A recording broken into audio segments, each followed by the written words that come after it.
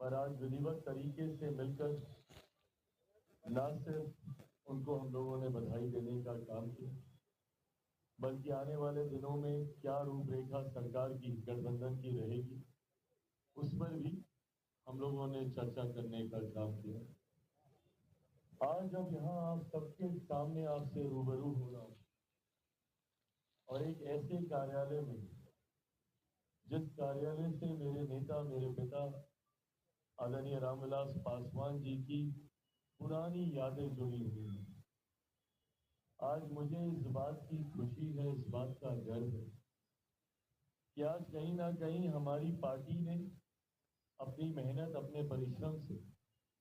कार्यकर्ताओं की मेहनत परिश्रम से आज पार्टी ने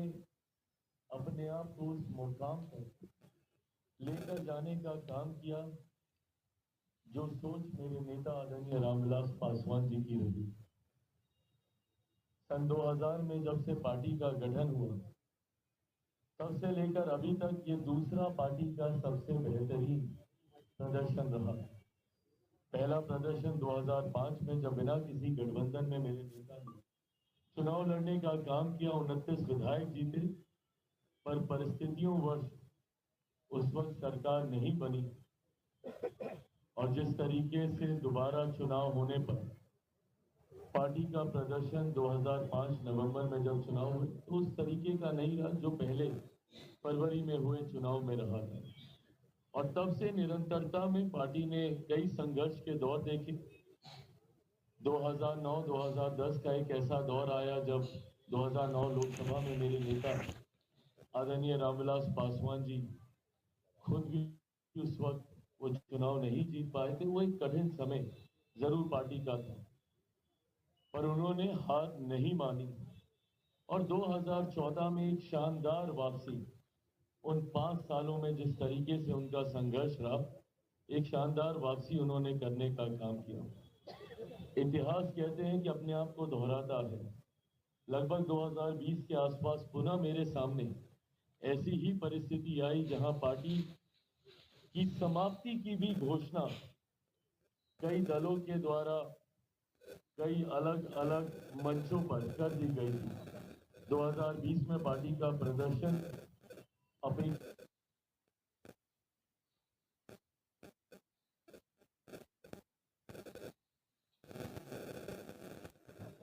2020 में पार्टी का प्रदर्शन अपेक्षा के अनुरूप नहीं रहा और उसके बाद 2021 में जिन उतार चढ़ाव से पार्टी और मैं खुद व्यक्तिगत तौर पर गुजरा, कहीं ना कहीं 2022 आते आते तक ये मान लिया गया था कि लोक जनशक्ति पार्टी और चिराग पासवान समाप्त है। पर मेरी रगों में भी मेरे नेता, मेरे पिता आदरणीय रामविलास पासवान जी का खून है। 2009 के बाद ना उन्होंने हार मानी थी और संघर्ष कर पार्टी को ऊंचाइयों तक वो लेकर गए थे। उन्हीं का खून मेरी रगों में है। 2020 में